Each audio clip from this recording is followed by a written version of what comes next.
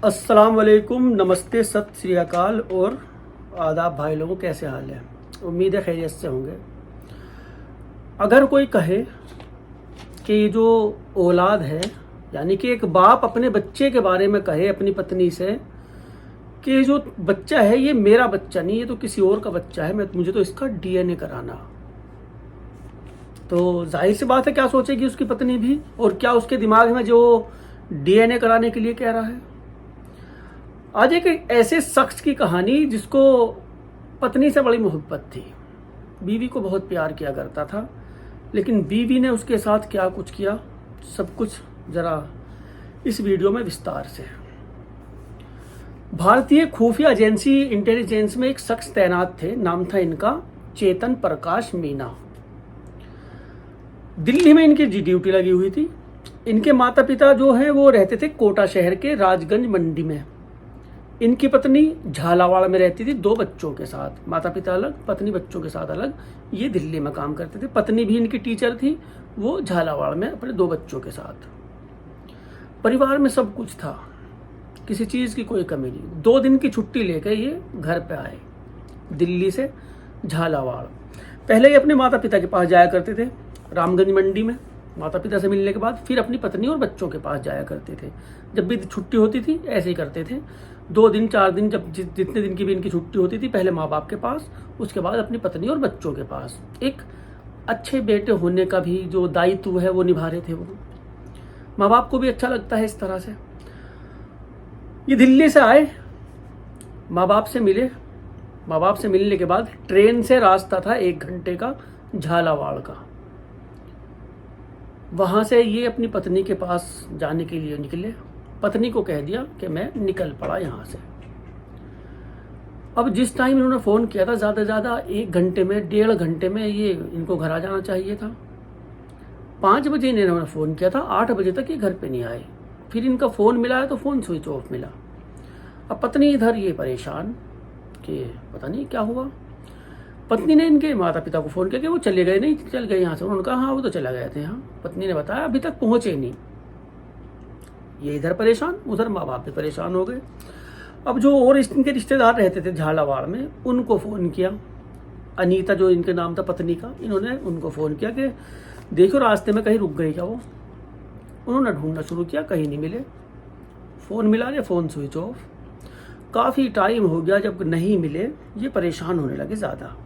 एक इनके रिश्तेदार थे, मनमोहन उनका नाम था। रात के 8:30 बजे ये ढूंढते ढूंढते रेलवे की पुलिया के पास पहुंचे।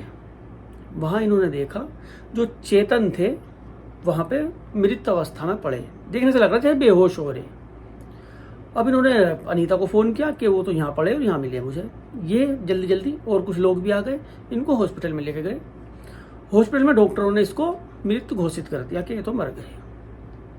पत्नी भी वहां पहुंच गई और रिश्तेदार भी पहुंच गए, इनके माता पिता भी सब हो गए। हॉस्पिटल प्रशासन ने जो है वो पुलिस को फोन कर दिया कि एक व्यक्ति की इस तरह से मौत हो गई। पुलिस वाले आए, उसका पोस्टमार्टम कराया। पोस्टमार्टम रिपोर्ट आ गई। पोस्टमार्टम रिपोर्ट में कुछ भी नहीं आया। अंदाजा लगाया जा रहा था जैसे कि या तो इनको हार्ट अटैक आया है, या फिर किसी ने इनकी 3 आशंकाएं थी कि या तो हार्ट अटैक आया, या फिर खुदकुशी, या किसी ने इनकी हत्या की। तीनों में से कुछ भी ऐसा नहीं, ना ही हार्ट अटैक, ना ही किसी ने इनको मारा था। इस तरह से कोई भी सबूत नहीं है।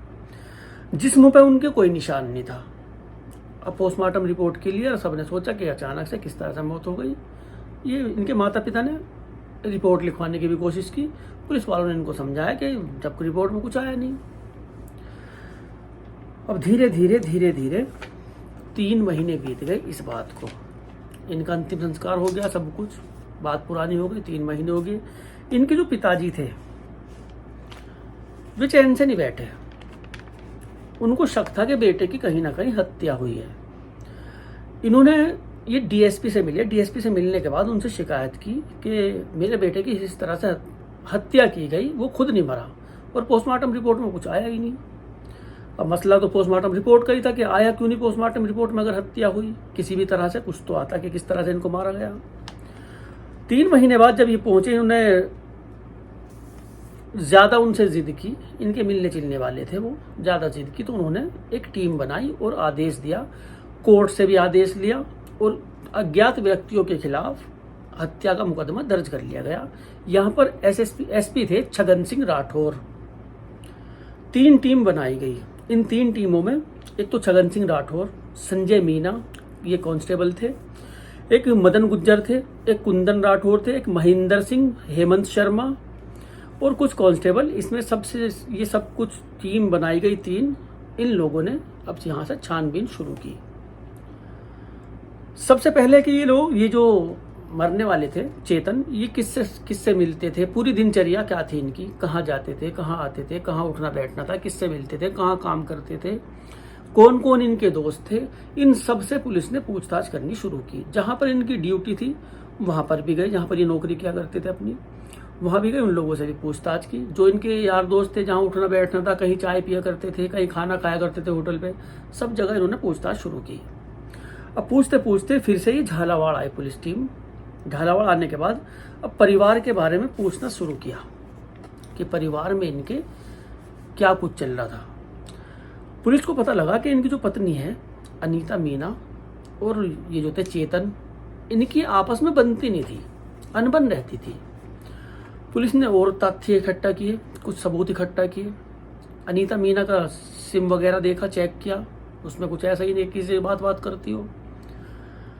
कुछ सबूत पुलिस को ऐसे मिले, अनीता के ऊपर पुलिस को शक हुआ, पुलिस ने अनीता को उठा लिया। जो इनके ससुर थे उन्होंने भी अनीता के बारे में कहा कि वो चाल चलन की ठीक नहीं है। जो सास थी उसने बताया कि हमारी बहू चाल चलन की ठीक नहीं है, हमें बहू के ऊपर शक है। पुलिस ने इसको उठाया। उठाने के बाद इससे पूछताछ की। थोड़ी ही देर में ये टूट गई। इन्होंने एक कांस्टेबल का नाम लिया। ये कांस्टेबल थे परवीन राठौर। पुलिस ने परवीन राठौर को भी गिरफ्तार किया। एक शख्स का और नाम लिया गया, शाहरुख इस लड़के का नाम था। एक लड़का और, उसका नाम था शाकिर। एक लड़का और, ये संतोष था।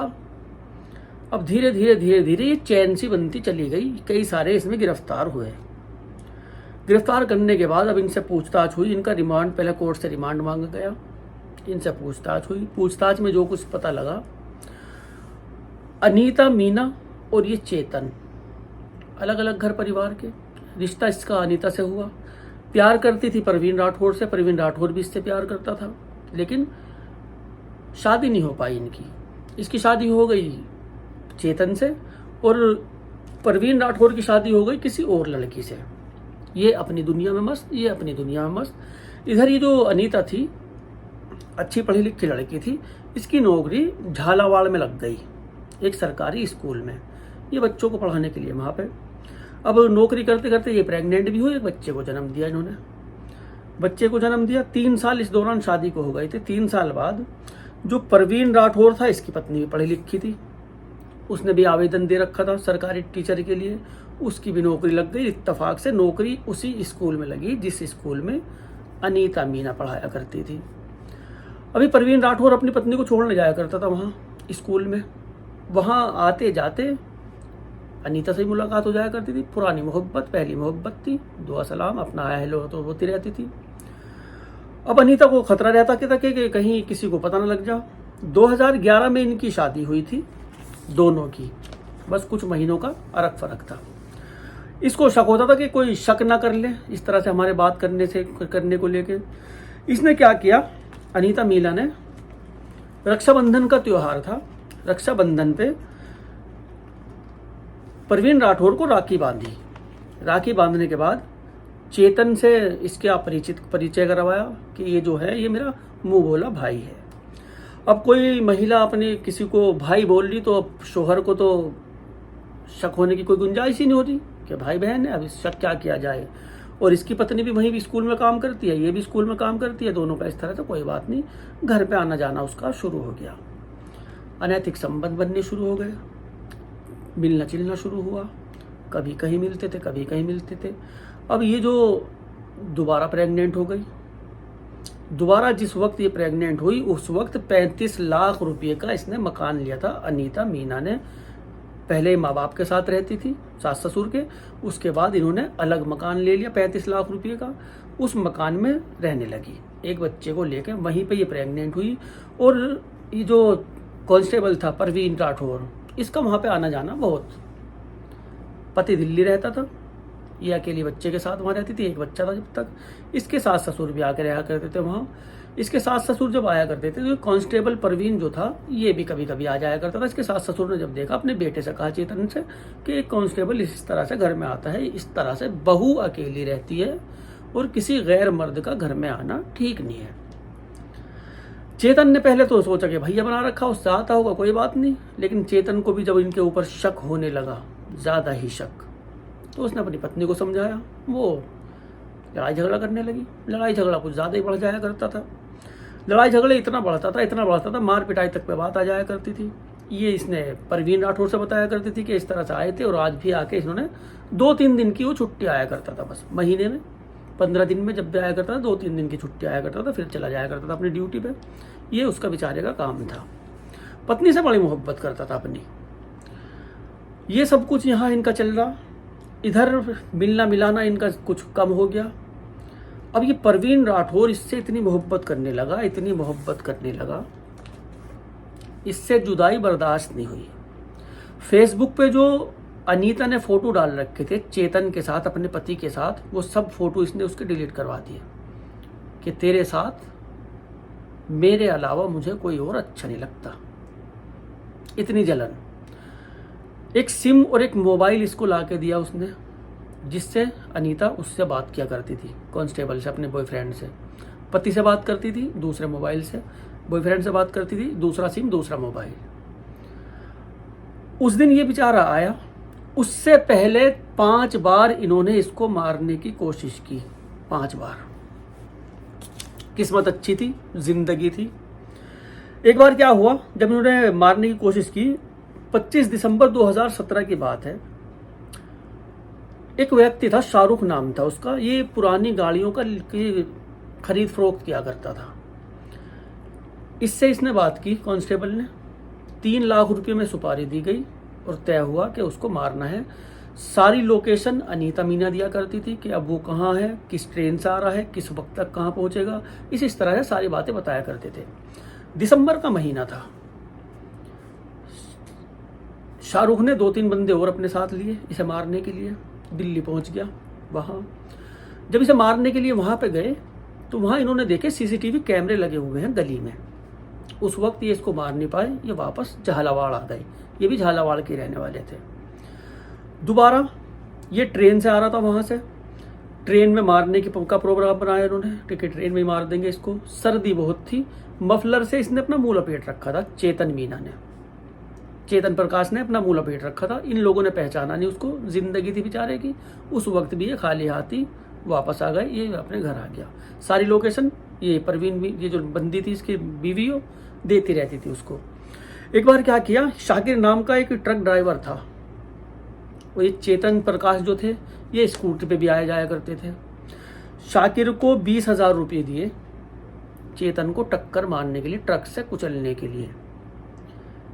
एक दिन ट्रक की टक्कर साइड मारी भी, उस दिन वो बच गए।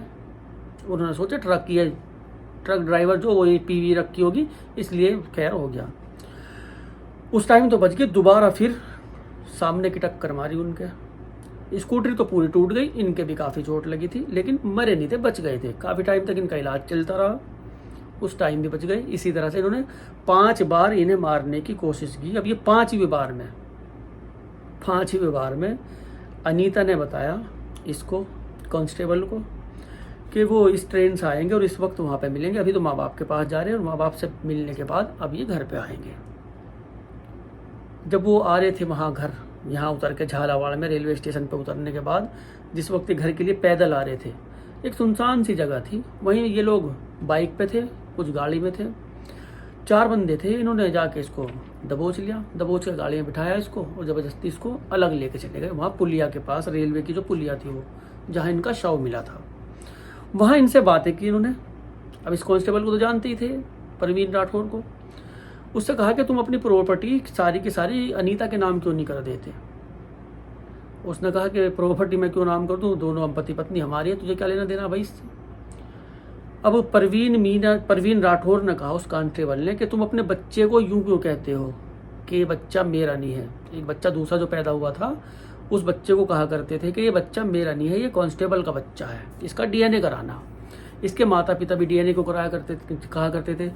जब इसको पकड़ के ले गए, इसको बच्चे के बारे में बात हुई, तो चेतन प्रकाश ने कहा कि हाँ वो बच्चा मेरा नहीं है, बच्चा तो वो तेरा ही है और मुझे उसका डीएनए कराना। इस बात पे थोड़ी धक्का मुक्की हुई। 3 ने तो इसके हाथ पैर पकड़े चेतन प्रकाश के। ये एक इंजेक्शन लेके गया था, एक दवाई है, नाम मुझे पता है उसका, मैं वीडियो में बताऊंगा नहीं, कभी आप लोग भी इस्तेमाल करने लगो, क्योंकि उसको देने के बाद पोस्टमार्टम में भी कुछ नहीं आता। वो ऐसी दवाई है, ऐसी इस तरह का वो जहर है नशीला कि उसको देने के बाद पोस्टमार्टम रिपोर्ट लाख बार करवा लो, उसमें पोस्टमार्टम में कुछ भी नहीं आएगा। वही इंजेक्शन 2 सीसी थी, वो सिरिंज में भरी, 2 इंजेक्शन एक जांग में लगाए उसने और एक इंजेक्शन एक जांग में लगाया। उसकी जांग में लगाते के साथ ही वो अपना मूर्छित होने लगा, बेहोशियां होने लगा। उसकी नाक मुंह इन्होंने बंद कर दिया, कुछ तो इंजेक्शन का असर, कुछ इन्होंने सांस रोक दिए, वहीं मर गया। मरने के बाद पुलिया के पास डाला, इसका मोबाइल निकाला उन्होंने। मोबाइल निकालने के बाद मैसेज किया अनीता को कि मैं ऑटो से घर आ रहा हूँ, ताकि पता लगे लोगों को, जब पुलिस छानबीन करे कि पति ने मैसेज किया था कि मैं ऑटो से आ रहा हूँ, किसी और ने ये काम किया। मोबाइल लेके ये लोग अपना फरार हो गए वहां से। बाइक पे ये आए थे, एक नाबालिग लड़का था इनमें।